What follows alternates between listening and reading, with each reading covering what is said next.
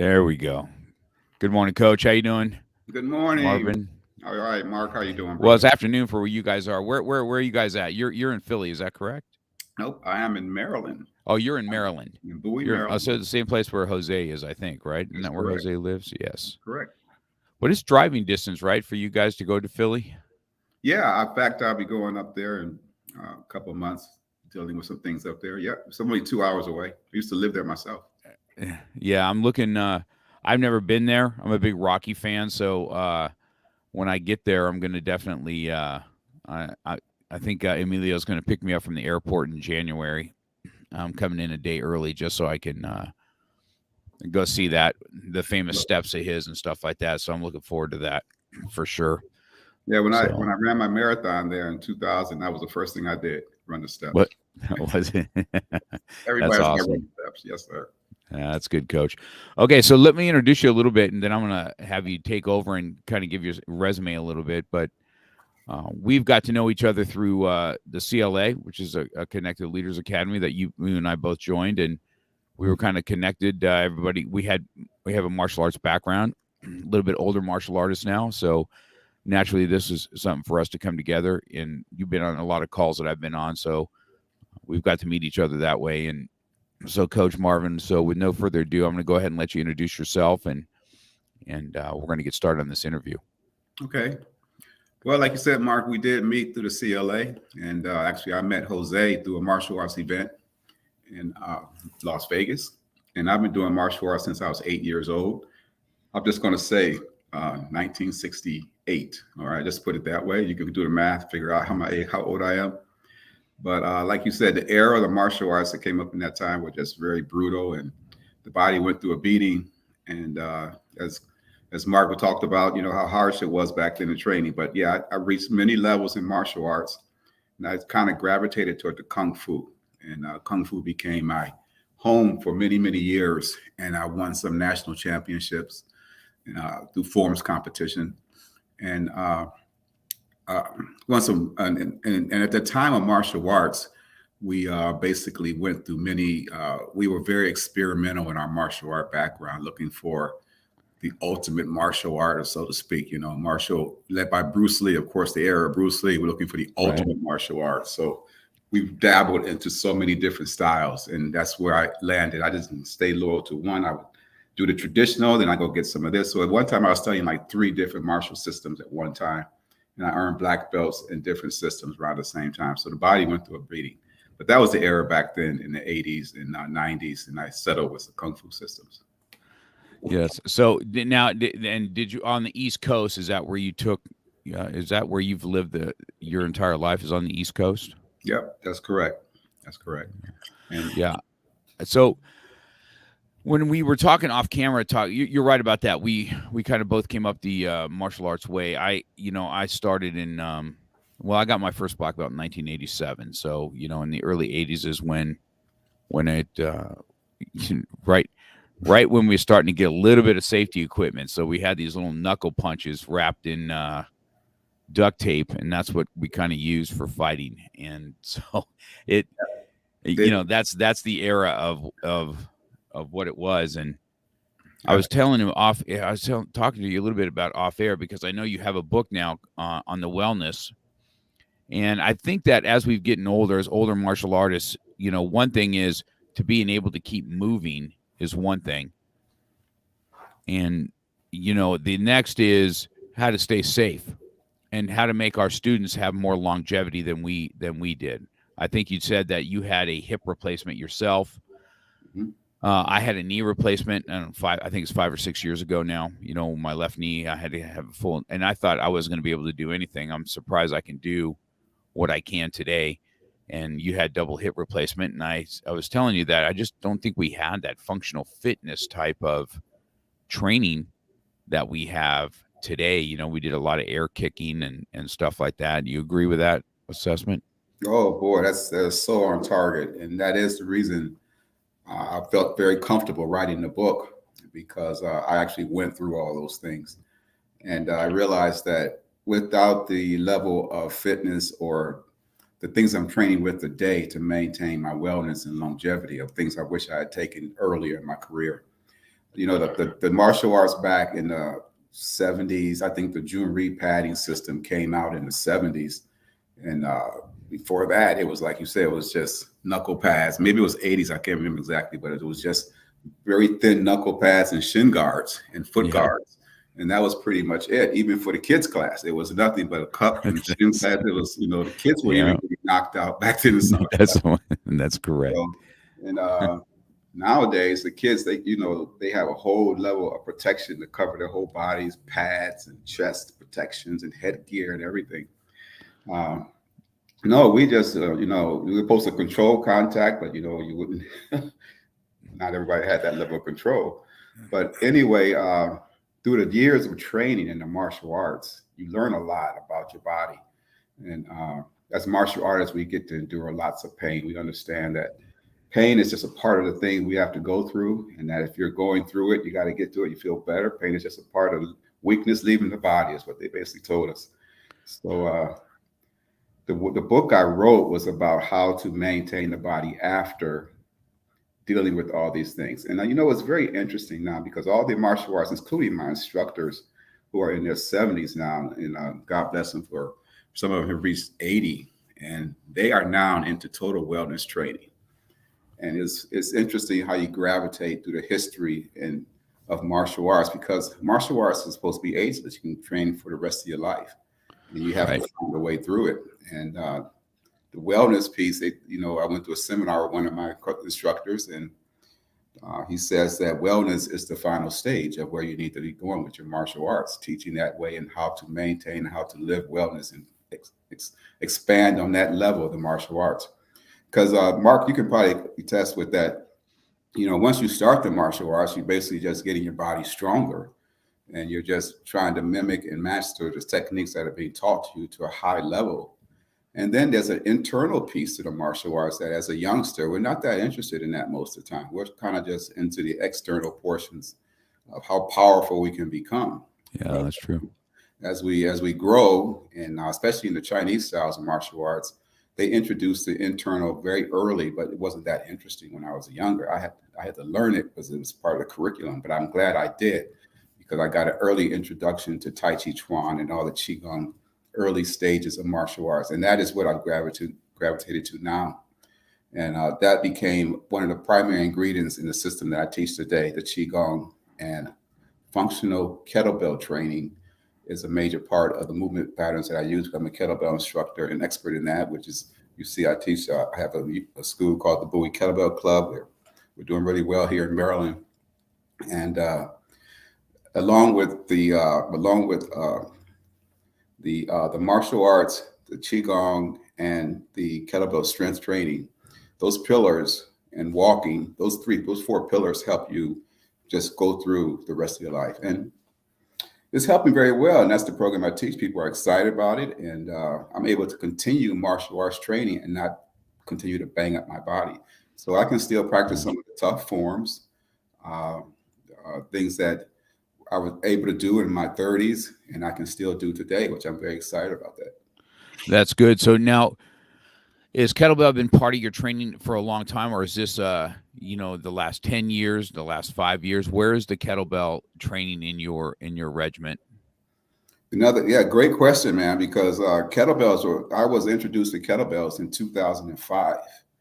And it kind of came in through the back door through Pavel Satsulin, who's a kettlebell guru. Everyone, they probably know of his name. They haven't met him. I got to train with him personally back in 2005 when kettlebells were kind of first being introduced to the United States as a strength building tool. And at the beginning, it was just guys like me and Mark at those certifications, right? It was just folks who were just pounding out or trying to learn something new that was kind of cool. And later on, through my years of doing this kettlebell training for it's almost 20 years now, I've seen it change to a pattern where you got all kinds of instructors teaching kettlebells now. You find them in therapy movement, you find them in therapy practice, you find athletes using them to repair injury. And they just find out there's such a good use for the balance, because the kettlebell has a weight balance that's different than dumbbells. So that's the way I use the kettlebells. At first, I learned how to pass the test. You got to use them for strength and hardcore training, develops the body as a unit. I immediately adapt to it because I found out the concept related to my martial arts training so closely. The I think the kettlebell. I wish I wish we would have had that a little bit more. Now I've only gotten in the kettlebell myself the last 5 years because of the functionality of it. And I'll the funny story with the kettlebell before we go. Let's say hello. Jose's on and Emilio are on. We'll say hi to them. Hey, Jose. How you doing, brother? It's Gary. um, Hey, Gary. and yes, Emilio saying, All right. Emilio, brother. yeah, How you they're doing? on there. They're on there saying hi. So, my son who's 30, he's the one that kind of helps me run this school now, and that's what he trains mostly. He's not like I am. I'm the weight pusher. You know what I mean? When I got out of high school, I decided that I wanted to lift, and I power lifted. I didn't have that bodybuilder body like you have. I just like to push a lot of weight, and I was intrigued by, benching 400 pounds and squatting 600 pounds and deadlifting 400 or 500 pounds. And I was intrigued by that kind of stuff as a young guy. So, of course, there was no real functional fitness to it. There was just, eat food and lift heavy stuff, And I've always lifted weights and I've always enjoyed lifting. My son now, on the other hand, he does more kettlebell work and he's strong. My son's probably 145 pounds, Mikey is, but he can snatch 85, 95 kettlebells right up over his head. Yeah. You know what I mean? Yeah. He's just strong that way, and it's something about that kettlebell that makes you strong on the inside. The swings, the full range of motion that you get. I wish I would have had that as I was coming up the ranks and doing that. I didn't really even know about it, to be honest with you. And so it's always when you and then tell me, anybody that's doing kettlebell work, first of all, how easy is it to get a kettlebell, 2 or 3 kettlebells, and you have a full body workout right in your own house, you know what I mean, through COVID or whatever. But, there's a lot of technique that goes into kettlebells. I mean, kettlebells swinging can be done wrong just as well as they could be do right. Do you find that to be true, and encourage people to have somebody teach them how to do things properly? Or is that something you have on your website or to do to teach people? Yeah, that's a lot of good stuff there. You're gonna let me talk the rest of the time with that kind of conversation. That's some good stuff there, Mark. Hey, man, kettlebells can be dangerous. They can. And my first, like, real quick, I just didn't jump into kettlebells. I was very interested with Pavel Tsatsoulin's unique strategies for strength training for flexibility. Okay. Because he had a very unique policy of how to dynamically train the legs for stretching. And that intrigued me. But then I came in, I saw that the kettlebell actually had that component as well. And you're right, it strengthens the body in a way from the ground up, which is where fighters basically live when they control their power from the ground up. So I have become very attuned to kettlebell training, and I train people of all ages. Ladies who have never picked up a kettlebell, who can't pick up a 6-pound kettlebell. There's one of my students who couldn't pick up a 6-pound kettlebell. Now she's happy she can press 10 pounds. She's up to 12, 15 pounds because she understands how to activate the core, which a lot of tools don't train you to do. That kettlebell forces you to activate the core. Otherwise, that kettlebell is just way too heavy. So snatching a kettlebell can be done like you just described with your son, an 85-pound kettlebell. If he can press a 65-pound kettlebell, you could snatch a 75 or 80-pound kettlebell because the momentum and the movement gets the kettlebell to move with the body, right? And then you lock out. You might not be able to press a 85-pound kettlebell, but you can snatch one. And because you're strong at the top, right? You sometimes get stuck in the middle, right? So yes. So we work a lot of negatives on the kettlebell to build strength so you can press it up. All right. So I teach my students, and also in my book, a reverse philosophy of how to get strong. I say, for instance, if you want to get strong, you get the bell up and then you bring it down negative. You pull it down very hard, right? Like you're doing a chin up, okay? Right. Letting it come down. And that wasn't really traditional with standard weights, which you probably know. You let it come down and then you power it back up. So the kettlebell works in both directions, which is great for hard style Qigong. Okay. Qigong does the exact same thing with your exhale and inhale with this heart, heart qigong. So the power is relatable to martial arts training and combat training. So I just opened up a new group today. Just had a new session today with new newbies on kettlebells, and now I've gotten really in tune with how to get them started off quickly. So this first class is either I was doing very good instruction or they picked that form up really good the first time, which means that something's going on that I've been able to transfer the information a lot better over time to help them so they can move faster through the ranks. So in 6 weeks, I think they'll be doing a lot better than I was doing when I started kettlebell training. Right? Isn't that the awesome thing about anyway in my school for sure? After I watch the evolution of my students every year, even myself, because I keep training. So I keep bringing something to them and I keep bringing something to them. And so I'm watching them younger and younger. I got 3-year-olds, snatching double leg takedowns over a tournament this weekend in jujitsu. 3-year-olds just snatching double legs and stuff like that. And I said, man, these kids are going to be something at 13, 14 years old. They're going to be a force to be reckoned with. And it's just the evolution of UFC too. I mean, look at the fighters after each every 10 years, you see this new generation and new generation. The greatest fighter hasn't even been born yet, I don't think. That's right. That's You know what I mean? He's and coming. Right. he because the evolution of it is just so awesome. And I think the transfer of knowledge, like you said, when you're teaching, and if you got students that are doing well, that's a caveat to what you are as an instructor, being able to transfer knowledge and then doing it. I think you're doing it virtually. Is that what this class is? Or is this? Right. Yeah, I have a virtual clientele. In fact, it's growing, and I was forced to virtual because of COVID, and I just jumped right in there. I said, I'm going to make this thing happen because I saw that Right. the yoga studios were like they just jumped right into this virtual world. Were doing very well, right? That's correct. So I said, I was working with the yoga studio with my kettlebells, which was very different there. Yoga studio with kettlebells was it was kind of oxymoron, but it ended up working. And anyway, they did it, so I jumped through Zoom, and it was very successful. I held that program I'm still doing it right now. Yeah. But now I've got live classes going on again, and jump right into some large live classes, and everyone learned a lot on Zoom, and I got to work with them in person. And I said, wow, Zoom really transferred the information really good. So I became very adaptable with training folks on Zoom as well. And that's part of that entrepreneurness, right? You know what I mean? We didn't roll over and play dead either. There's just no way. You know what I mean? And I would say that schools that are underneath me, that are students of mine that have schools and underneath that leadership, none of them closed. They all got online, and we ended up, weathering the storm. And COVID was a good thing for our schools, for us anyway. I think that it removed a lot of negative people out of the studio, and it brought in a whole new breed of people that started to come in that were looking for health.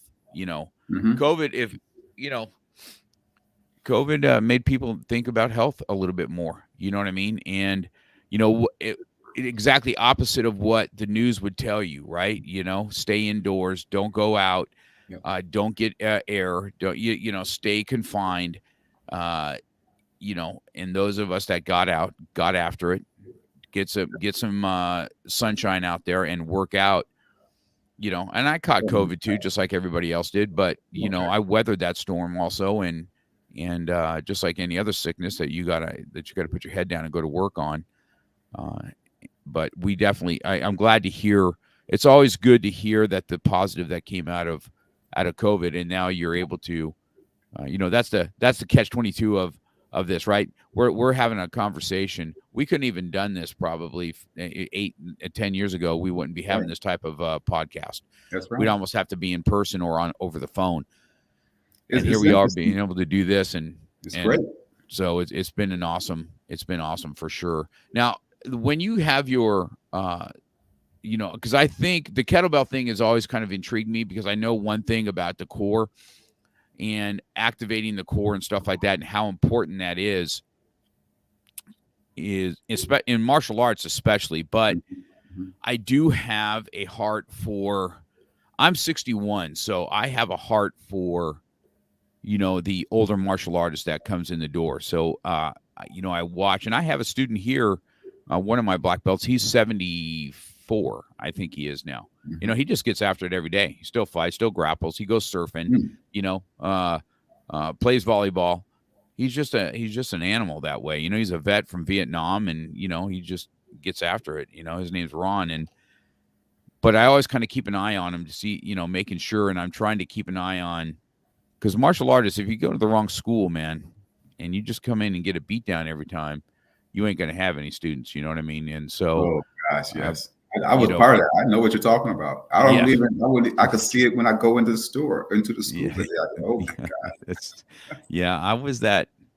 Unfortunately, I was my instructor's pit bull at one time. Who care less on it. The attitude back then, as you can attest to, was the weak got kicked out the door if you couldn't handle it. You know what I mean? So it's such I such had not a my good. teacher. My teacher would have. They would have their best fighters in the back of rooms saying, "No challengers come in." Okay. They. It's just, It was like you're looking at one of these kung fu movies from the '70s. that's It actually was that way in the '70s. And a lot of martial arts. Oh, we're going to meet you in the alley and settle this issue. that's it was definitely like that. It was definitely like that. Even, that's one thing that I've seen even change over the years. How it was when we came up to the ranks. I mean, it was only one school. There was nothing about cross training or anything like That's right. that. And even the martial arts has expanded out to where you have some good cross training and you got camaraderie and you've got common goals now that are past the this is the only thing that can work. And so it's Well, you the brought up a evolution of it's good. you brought up a good subject because I said I dabbled in different martial arts, and you just brought up that was kind of taboo back then. Hmm. Yeah. So that's why doing that, when I was doing that, it was, I had to keep it secret, right? You're on That's the one school here, you're trained in one school here. So they don't know that I was cross training. So yeah, that's exactly right. You couldn't just say, well, I'm studying in all these different schools. Hope it wasn't right. Yeah, that was it. That was really taboo for sure. For sure. So tell me uh what it is this one has the same last name as you. Is this your wife? Yeah, that's her. She's on. Hey, sweetie, how you doing? Good. Um, so do you focus in on what's your focus, you think now, Marvin? Do you try and get the the school owners and do you try and help teach teachers along with your students so you can pass down your health and wellness? Tell me about the book. I want to know more about what's inside that book that you decided to. Did you write it for an overall health for everybody? Is it looking more for an older martial artist? What? Tell me how the direction of your book and what made you write it. Oh, that's really appreciate that, man, because this book came from just a passion that I have. Okay, I know that the art of being well was I had a struggle trying to figure out what this thing was I was doing, right? What is it? Putting it all together. But it came to me as I was writing the book that the wellness is it's a combination of things. It's a combination of not. It's a combination of not just fitness. You have to be well in many areas of your life. As far as financial wellness is part of it, there are 8 dimensions of wellness that are part of it, and if you leave one of them out, there is imbalance in your life. And I know for a fact that I would always push my fitness and martial arts as a primary goal of everything leading the way. And as other things start to come into your life, you get older and more mature, you realize that you just can't do martial arts 24 hours a day, right? You have to start to live and create you get family, you have spiritual life. And this is where most people lose balance. And that's where weight gain comes for a lot of folks, and issues with insecurities and issues where they get imbalance and on medications and all kinds of things like that. They're working too many hours. They're not sleeping right. Their wellness is all off. So I introduce these concepts back to folks through this book, identifying them And I use basically four pillars to bring them to reality. And one of them, I use my martial arts background as a way to bring community when I work with my students to try to bring a family community, because the martial arts are really good at doing that, making you feel like a family. In fact, martial arts I've known all my life, even though I haven't seen them for years, when I see them, it's like, we're the same. It's like nothing's really lost at all. In some of the organizations I'm doing right now, older martial artists, very famous martial artists, if I mention them, you would know every last one of them. Uh, we all connect because we all came from that same era. So it's an interesting family martial arts develop. And then I bring in the qigong, which is the breathing, the art of breathing. And I found out that if people learn how to breathe through the belly as the number one simple method of breathing, they will improve their health and wellness by tenfold. And many folks are chest breathers and they lose the concept of identifying with their breath and how to move their breath through the body, which is basically part of the qigong and tai chi. So I bring that concept to the program without actually teaching the tai chi and saying that they're learning tai chi. Uh, Folks get in their mind that if they have to learn something specific, they don't want to do it. But they can benefit from the benefits of such a unique training system. But just don't tell them it's Tai Chi, right? Just tell them it's Qigong, okay? It's funny because even mentioning Tai Chi, when you come from a hard charging style, was like whatever with Tai Chi. You know what I mean? Yeah. Right. And I'm about smashing somebody, right? That's the mindset, right? Mm-hmm. Now, if I could tell anybody, because you've made some really good points about martial arts and balance, because I correlate self-defense in the same way, right? I'm a self-defense instructor is what I am, self-preservation, if how to keep yourself and your loved ones protected and safe, whether that looks like you have to defend yourself or that looks like you need to walk away, whichever way is going to preserve your way of life that you want to do to get home, right? So I'm a huge advocate of it. But I tell people too, there is a balance in self-defense. Self-defense teaching is just like you said. If your finances are whacked, if your home life is whacked, and you're kind of out of balance, so is your martial arts. You know what I mean? Yeah. And then you got to get to the mat to get to these people that have like minds, to surround yourself, to push yourself into situations. That's the beauty of jiu-jitsu, I think, even after all these things, and I'm still out there. There's not many, I can't find anybody to compete with at my age, unfortunately. I've tried several times, but no 60-year-olds want to get up and get after it yet right now. But when I'm rolling, that breathing, that's one thing, when I first really was hard charging with my instructor years back here now, and I hear it in my ear all the time. Mark, you got to control your breathing. You're not controlling your breathing. Control your breathing. Now I hear myself telling my students the same thing when we're rolling.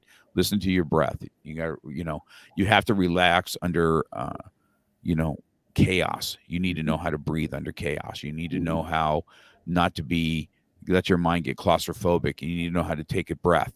You're starting to get choked and someone's taking the life out of you. You'd be, how to relax and take deep breaths.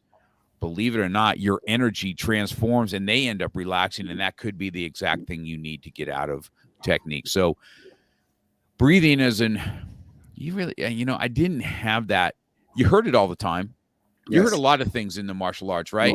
I Courtesy, integrity, right? Yeah, right. You've heard it. Oh, you got to breathe more. Yeah. But you got to breathe, but never really taught how to breathe. You know what I mean? Mm-hmm. You were told to breathe. Exhale on your effort. The thing. Exhale on your effort. I heard it on the football field when I played football. You got to control your breathing, but you never really took time to learn how to control your breathing.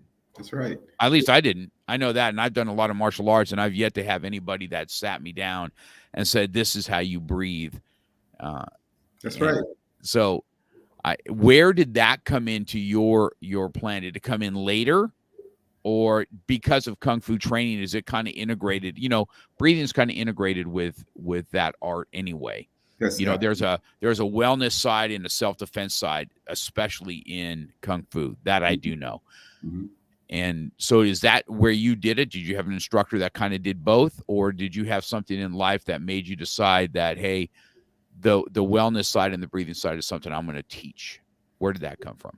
That's a good part because I was introduced to the different types of the qigong breathing patterns in my second form of martial arts, the Shaolin Temple style of martial arts, and they taught the soft and hard qigong to their students early, which I don't find in any of the schools these days. That's very unusual. We were taught to learn a hard style of breathing as part of the curriculum going up. And as you develop through the system, the breathing patterns become more challenging.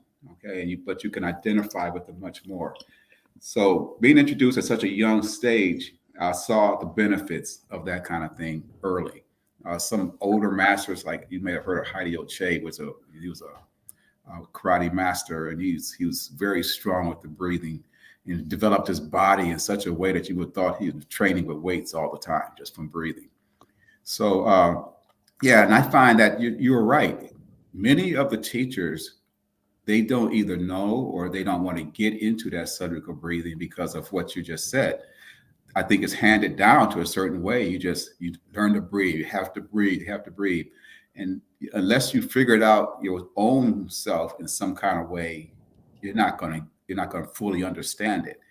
And I'm finding that with a lot of my students and with people who are just looking to lose weight or uh, just trying to relax. Okay, they're stressed. Their stress is all hell from the chest up, and they haven't learned, especially in the Western society or in this country, we're mostly chest breathers. So trying to help folks to sink their breath is it's challenging sometimes. I've never been able. There's a few folks I've trained and they've never gotten it. The reverse, they can't get to breathing. It's very difficult sometimes to get the belly to breathe. So that became early part, and I noticed that I bring it into my classes early. And if there's any one thing I would say that resonates with me the largest is the breathing pattern is the number one way to not only feel better, improve performance in everything you do, uh, but it also will make you so much more healthier. So yeah, the breathing is a big part of it. So I was introduced early with that, Mark. Yeah, that's interesting to me because I mean, total transparency, it's not something that I concentrate like we would sit down and we're going to breathe. I'll do the same thing that I did, right? You fold for your block, you inhale, you exhale on your effort. That I Mhm. mean that to that extent, but nothing more uh, than even that. So even myself, um, the breathing part on just how important that is. The only where I've learned my lessons is on the stress of the jujitsu mat The when grace either and somebody's protection. got a hold of my neck or Mhm. I'm in this situation where I either panic or I got to relax and breathe. You know what I Mhm. mean? Something's got to happen there, and so it's taken on a different meaning. But then again, like you said, it's kind of weird, right? When we get older, we decide that we need to check our health. We don't do it when we're young. I don't know why. I That's don't right. know why that is. It's just not taught at then, and we just think we can conquer the world anyway. You know what I mean? I bring that into the book. Like the youth, they're not mostly interested in Tai Chi. Like I wasn't in my 20s. It's way too slow. I don't need it. I'd rather be a lot more dynamic. And, that's for old folks. And, but we had to learn it as part of the martial art curriculum and it's stuck. I hear that from a lot of older students, but what I try to work accomplishing is teaching the youth this kind of breathing through weight training, okay, or through martial arts training. I bring it early in their life so they can be identifying with this type of thing, which they can carry the rest of their life. Because these benefits they're life changing. And once you understand them, if you get them earlier, then your life is improved longer and you don't even realize what you're doing. You're just breathing a whole lot better. So that resonates high with me. And I all of my students know how important that is, and they'll tell you right away. Oh yeah, Marvin wants you to breathe. Wants you to breathe. So what makes it? What's the breathing do?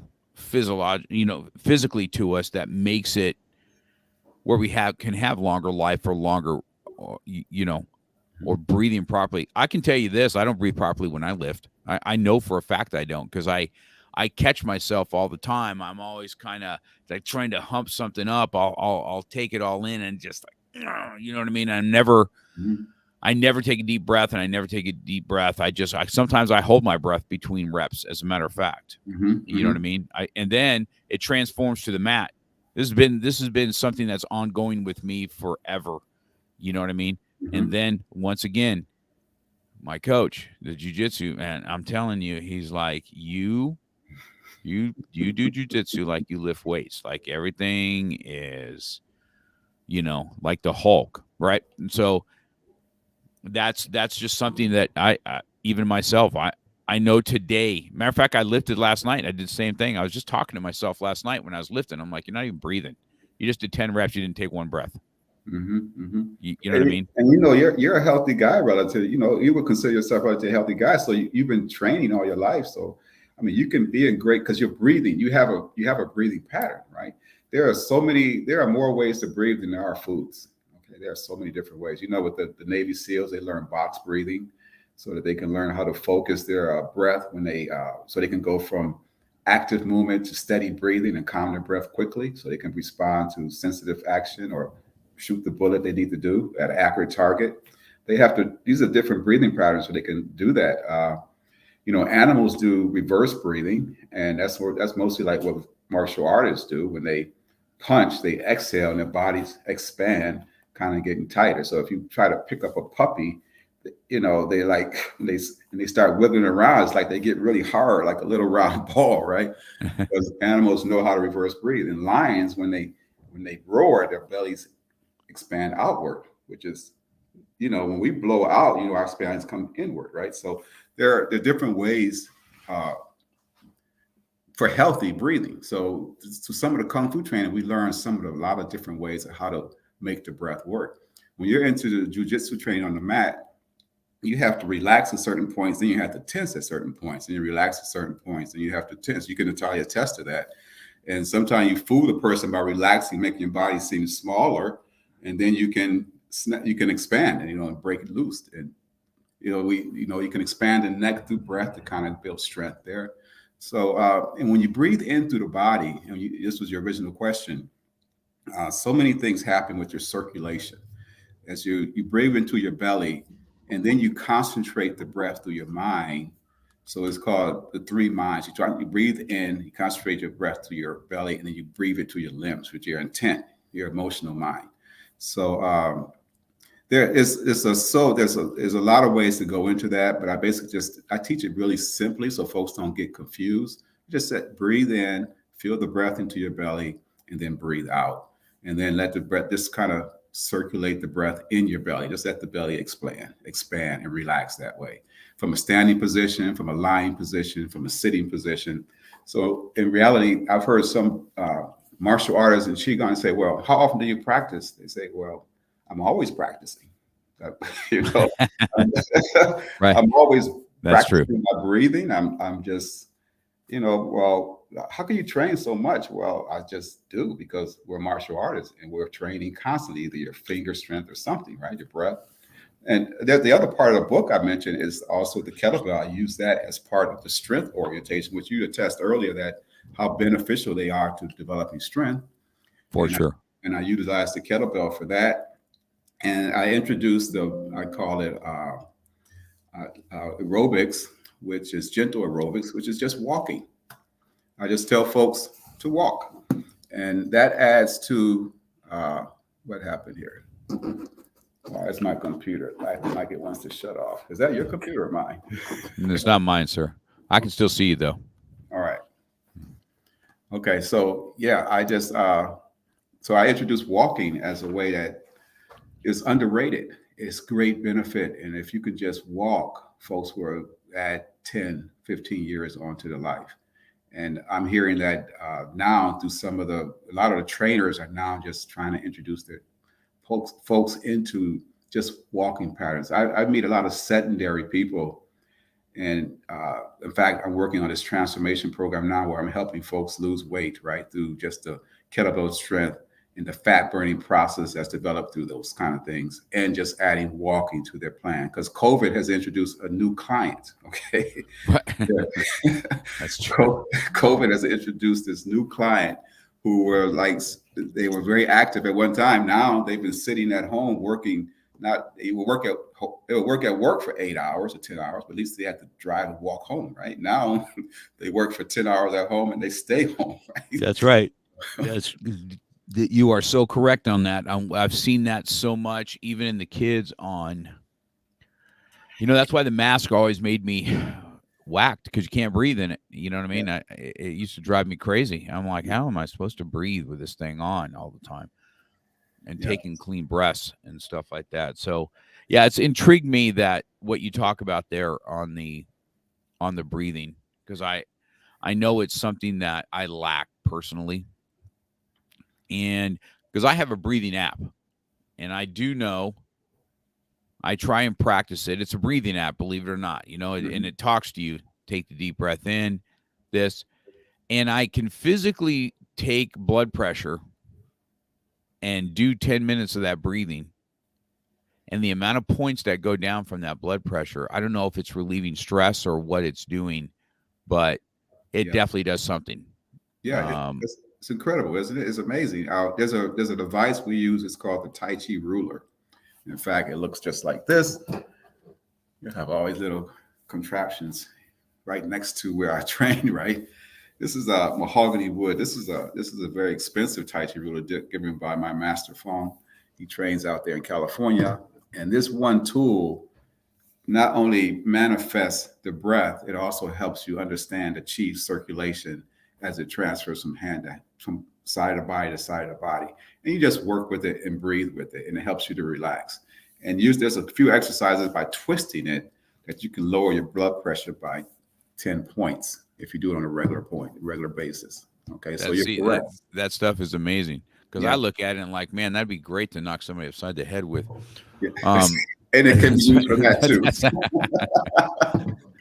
Because it is a martial art, right? I'm sure it wasn't just designed for that.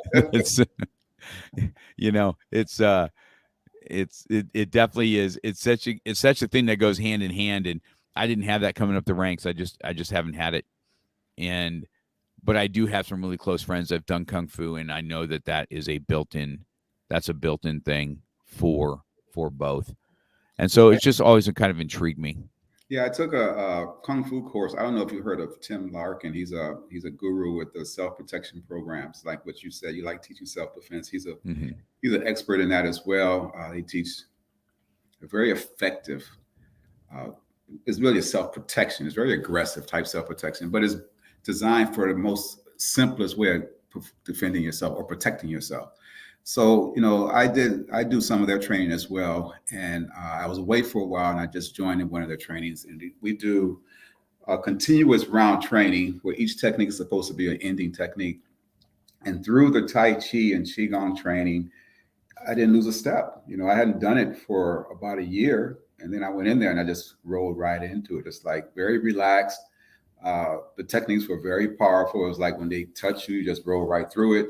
You don't resist. Like you learn in jujitsu, you don't resist it coming at you where you're like hard against it, which with most people, if someone pushed them, they resist it all the time, right? And it's counterproductive to basically trying to protect yourself. You need to kind of flow with it a little bit. So when I was younger, I would thought you'd lose a step by practicing something that didn't seem to be so hard, but actually you're improving another part of the body, which is very responsive to what you need in long-term martial arts training. So it does have its place. Yeah, I think it's super. It definitely, that's why it's one of the reasons I wanted this interview is because I personally wanted to hear a little bit more about what that is. Believe it or not, there's a lot of people that speak about that, even in the CLA. You know what I mean? And of course, Angel every day. I don't know if you got to know her, but she's the one that says good morning, take a deep breath. Yes. And I see her every day, and I'm going to tell you because she does that every day. That's what I do. And oh, I may have lost Coach. Let's see if he's going to come back on here while we're going. Coach Marvin has. Well, I don't want to have dead air. So, those of you guys that are listening, so Coach Marvin is a wellness coach. If you guys haven't done, his last name is King, Kinj, and you can find him, Marvin King, on Facebook, and then you can follow him also, and you can get his book through his website there also. And he's got this kettlebell training that has been pretty awesome, to say the least. And if you guys know me, you guys know that, I'm kind of a hard charger. And so having that relaxed side of me doing martial arts has always been kind of a hard thing for me to do. And so, listening to Coach or talking to him today has, it's even reinforced to me that maybe just teaching our children how to breathe for a minute would help relieve a little bit of anxiety. I think if I can get him back online, I'm going to ask him about that. But as I keep on going here, let's see if Marvin comes back online. But give you a little bit of insight on my training and where it is, the breathing part of life as it is, just wasn't really taught to us in my style, I guess is what I would say. We were taught exhale on your effort and stuff like that, but it was never really adhered to the way it should be. You know what I mean? I think, Coach, I got him back on here. Let me try it. There you go, I don't Coach. know I'm what back. that was about, but it's all plugged up here, but I guess I lost something. Did you miss me? I got it. No, I was talking to him. I didn't do any dead air, so I was just talking to him about, where to find your book and stuff like that. This is a really good friend of mine. This is an old friend of mine, David Starachi. And he said, Mr. Cox, relax. You see, he knows me. He's like, you relax, because I'm just a tense dude, man. That's why you see the Hulk everywhere. I really relate to him because I'm always trying to suppress it, and he just always kind of lets it come out. You know what I mean? But what I was talking about is, I was talking on air before we lost after you left, but on teaching children, what could be the benefit of teaching our kids how to breathe? Can that help them with anxiety, do you think? And what's your thought on or have you taught children the breathing? I want to know about that. Is it something to have them sit and relax and teach them how to breathe when they're young? And what's the benefit of that, do you think? Yeah, I mentioned that subject in the book too, Mark, about that. Am I coming? You hearing me? Am I coming through? Yes, sir. Okay? I hear you. Yeah, you're okay, good.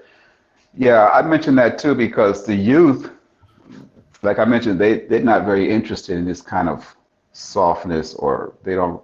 Actually, if they're young enough, they already do it. Okay, they usually have the skill set when we're born. We're born with the right skill set of breathing when it comes to belly breathing, that kind of thing.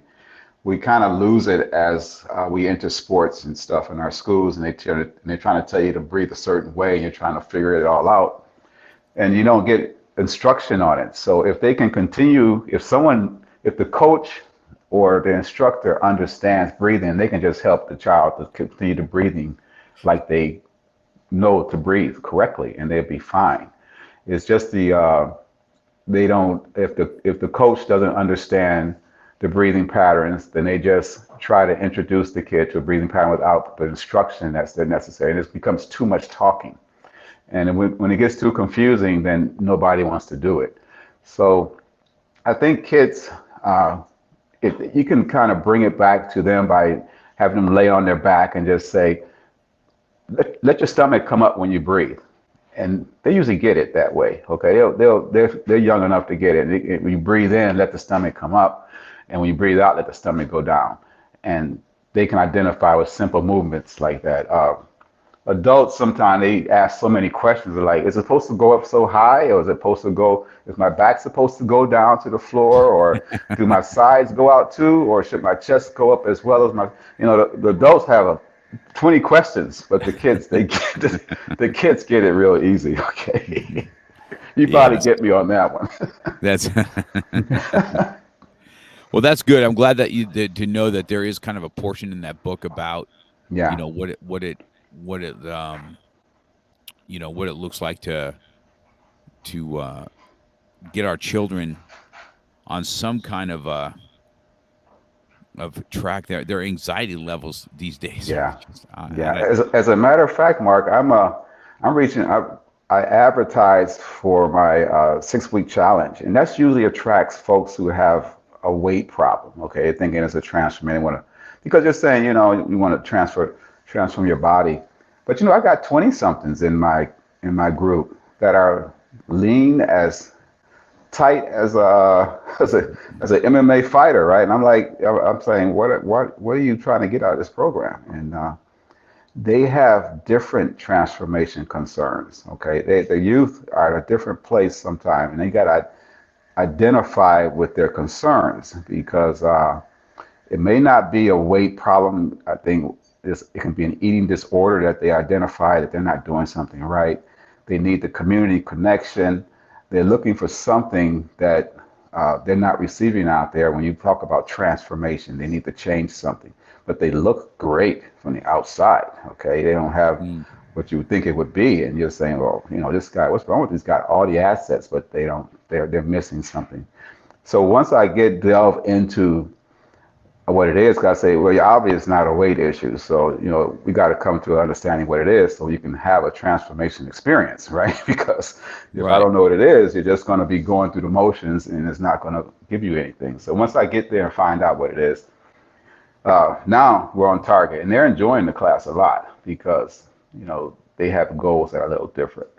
So everyone's looking for more, but I'm surprised at the 20 somethings, the younger folks, the concerns that they have. And I'm sure they're not the only ones, but I'm glad some of them are reaching out. Yeah, that's good. It's always good to hear that we still have youth going out and getting after it and trying to better themselves. Yeah. Because I just didn't have all this at all coming up the ranks, and I still, like I said before, I still don't. I'm not 100% in on that as it is today. This might be a little more something for me to dabble into myself a little bit, even after this um, conversation, Yeah. because I do have a heart for our youth and the stress that they're under, whether it's school Yeah. and the stress of social media, and how not to be able to turn off your brain for a second to be able to get healthy. I'm Hmm. glad I Hmm. didn't have all that when I was growing up. I was playing basketball and playing sports and doing karate and not really wondering how many likes I had on Instagram. Uh, No, I'm looking going at that now. I'm like, how many likes right. I got on my I know. I said, Instagram? man, I do the same thing, man. I get caught up in it myself. I'm like, look at this, man. This is a time stealer, and and as you kind of put out, it's a double edged sword. For business wise, it's something that you put out and Yes. to further your business, but on the same token, you get caught up in that euphoria of, oh my gosh, look how many people like that, or I make fun of Yeah. it all the Yeah. time, right? I said, okay, guys, get your cameras ready, get your phones out. This is going to be your 5-minute Facebook life that is awesome. The rest of your day sucked, but this 5 minutes is really good, and make sure you post this part, Hmm. Hmm. not the depression part or whatever else you're battling at the time. So yeah, I say it all the time.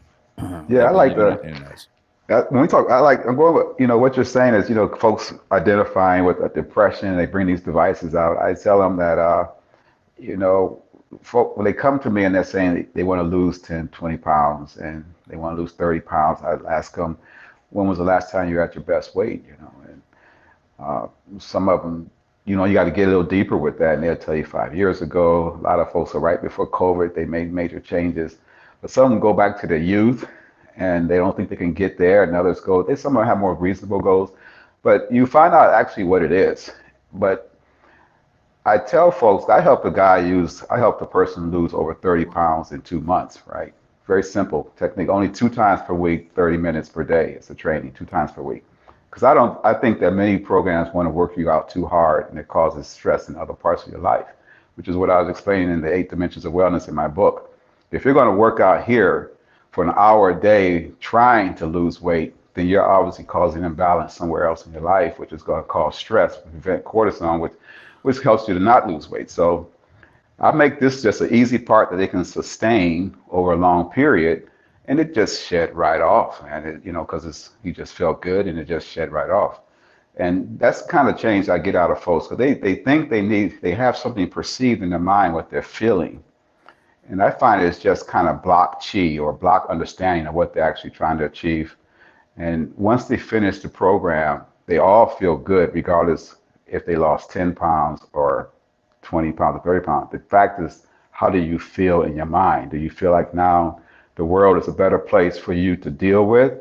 Or is it easier to navigate in the world because you understand that, you're an important person as well? So it's about change in lives that they don't actually recognize that they need.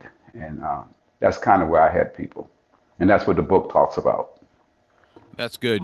Well, you know what? We're reaching up this hour, Coach. Let me let's get some stuff out there where people can find you. Okay, where they Okay. can order your book, what kind of classes you actually have, where to find you, so that they can you know uh, learn a little bit more from you and possibly take class or order your book if that's what they choose. And also, just so you know, this will be on my website also. So anybody that's listening, I have a website. It's called it's just markcox.com. It's my name. Hmm.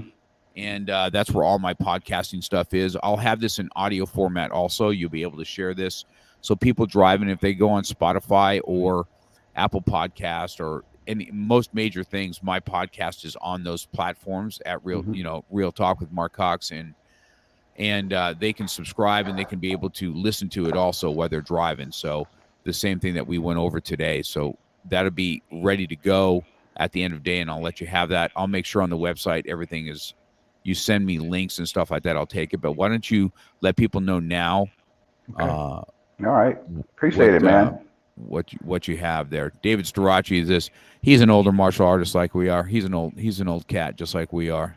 Just Okay. an old fighter. You got a He's a great beast show. too. Yeah, he's a good dude. It's a Um, great show, Mark. Hey, first of all, I really appreciate you asking me on your show, man. And I have a lot of respect for you and what you've been able to do with the martial arts, and of course, being able to live in this system of martial arts is incredible myself.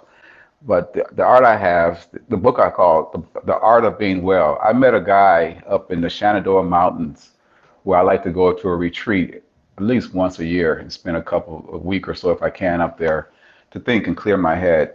And I told him I have this book, and he said, "I'm surprised no one ever thought of that title before." The Art of Being Well. I'm like, I never thought about it like that, but yeah, that seems such a simple thing, but I guess no one really thought of it.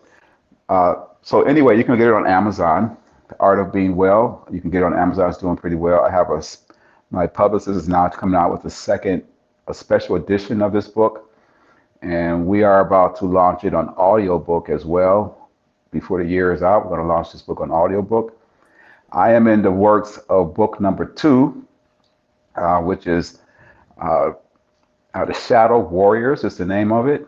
And The Shadow Warriors delves down deeper into what we're talking about, wellness for caregivers, folks who have to be in that caregiver capacity, how they give up their bodies and their bodies deteriorate, what kind of wellness program can they do to keep their lives as stable as the ones they're trying to maintain. Okay, so that's the next book I'm coming out with. And it's a great title. It's going to be a great book.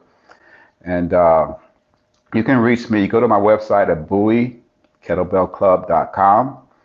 I'm there. You can go there and you can link to a lot of different places. My classes are, I select folks for classes because they have to be either a beginner class or advanced class. I have to see where they are. But I'm also currently doing things in Bowie, Maryland, which is gaining gravity, gaining speed and momentum. But the name of my business is the Bowie Kettlebell Club, BOWIE Kettlebell Club. And that just led the way. And I am Coach King, Coach Marvin King. You look up Marvin King, RKC. I'm a RKC, which is a Russian Kettlebell certified instructor.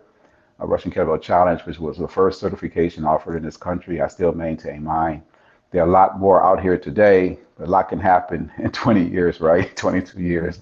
So Yeah, that's where you can get me. That's good.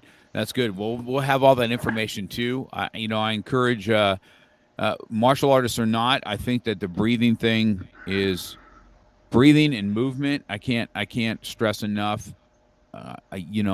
I'm thankful that I'm still can get after it. Like train as hard as I train at my age. I'm thankful for it because when I see other people my age, I'm like, and they're just barely walking or barely doing what they do. It's just like when you stop moving is when you stop living.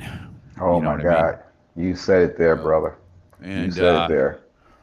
just not, and so I have a heart for youth. I have a heart for people, even though some people, I don't like to be around them that much. But when it comes to people that are trying to get their life together and their stress and unmanageable, and watching our youth today and trying to make them into young warriors with so much Hmm. stuff that's hit with them, and then seeing our older population and how they're just so forgotten. You know what I mean? Yes. Yes. Um, I've been through the homes and stuff like that, and it's just it's a morgue for live people when I go Yep. through it. No one's And there. No one gets yep. them to up and breathe. No one gets them to do anything. They just, no one's visiting.